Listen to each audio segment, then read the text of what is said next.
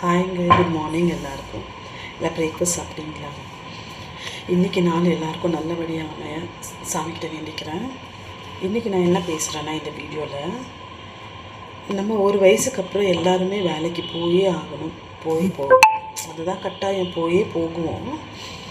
அது என்னென்னா, படிச்சிருந்தா ஒரு நல்ல வேலைக்கு ஒரு ஆஃபீஸில் அந்த மாதிரி போய் சேர்ந்துக்கலாம். படிக்காமல் இருந்தால் என்ன மாதிரி வீட்டு வேலை தான் செய்ய முடியும். படிக்காமல் இருந்தால் வேறு என்ன வேலை கிடைக்கும்? அது ஒரு வயசு, அதுவே படிக்காமல் ஒரு 10th ஃபெயிலும் அந்த மாதிரி சின்ன பசங்களாக இருந்தால் ஒரு கார்மெண்ட்ஸில் ஒரு ஸ்டோரில் அப்படி போய் சேர்ந்துக்கலாம். அப்படி இல்லைனாக்கா பசங்க ஆனதுக்கப்புறம் ஃபுல் டைம் வேலையும் செய்ய முடியாது. என்ன மாதிரி வீட்டு வேலை மட்டும்தான் செய்ய முடியும். அதுக்கு கொஞ்சம் நம்மளுக்கு கம்ஃபர்டபுளாக இருக்கும். நினச்ச டைமில் போயிட்டு சீக்கிரமாக வந்து பசங்களை பார்த்துக்கிற மாதிரி. இது எதுக்கு நான் சொல்கிறேன்னா, படித்து வேலைக்கு போகிறோமோ இல்லை படிக்காமல் இந்த மாதிரி வேலைக்கு வரோமோ, எதுவாக இருந்தாலும் செஞ்சு பாருங்கள். உங்களுக்கு பிடிச்சா மட்டும் செய்யுங்க.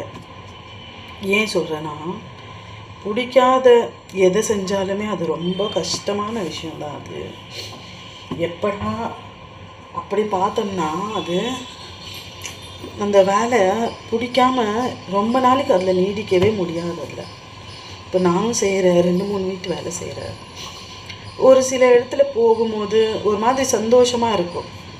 அவங்க நம்ம நடந்துக்கிற விதத்துலையும், அவங்க நமக்கு எதுவுமே தர வேணாம், சும்மா சாப்பிட்டியா அப்படின்னு கேட்பாங்க இல்லைங்களா? அந்த ஒரு அக்கறை, அந்த ஒரு கேர், அது அவங்க வீட்டில் நம்ம வேலை தான் செய்கிறோம், ஆனால் சாப்பிட்டியான்னு கேட்பாங்க. அது ஒரு சந்தோஷம். அது இன்னும் சில பேர் இருக்காங்க, நீ 4 ஹவர் வேலை செய், நீ 5 ஹவர் வேலை செய், சாப்பிட்டியான்னு கூட கேட்க மாட்டாங்க. அதுவும் இல்லாமல் இந்த வேலை செய்யலை நீ, அந்த வேலை செய்யலை நீ தான் சொல்லுவாங்க. அது நான் ஏன் சொல்கிறேன்னா, சில பேர் வீட்டில் கொஞ்சம் டைம் அதிகமாக எடுத்து செஞ்சால் கூட கஷ்டமாகவே தெரியாது. இந்த பிடிக்காத வீட்டில் கொஞ்சம் டைம் கம்மியானால் கூட எப்படா வெளியே போவோம், இந்த வீட்டை தாண்டி எப்போ வெளியே போவோம்னு இருக்கும். எப்படின்னா நரகம் மாதிரி இருக்குங்க. நீங்கள் சொல்லலாம், ஏன் அந்த மாதிரி விட்டுடலாம் இல்லையான்னு சொல்லிட்டு. விடவும் முடியாது. ஏன்னா எங்களோட ஃபேமிலி சிச்சுவேஷன், எங்களோட அடுத்த மாதம் என்ன பண்ணுறது விட்டுட்டா. நம்மள மாதிரி மிடில் கிளாஸுங்களுக்கெல்லாம் மாத சம்பளம் தானே பெரிய விஷயம். அவ்வளோ ஜல்ஜி எதையும் விட்டுற முடியாது.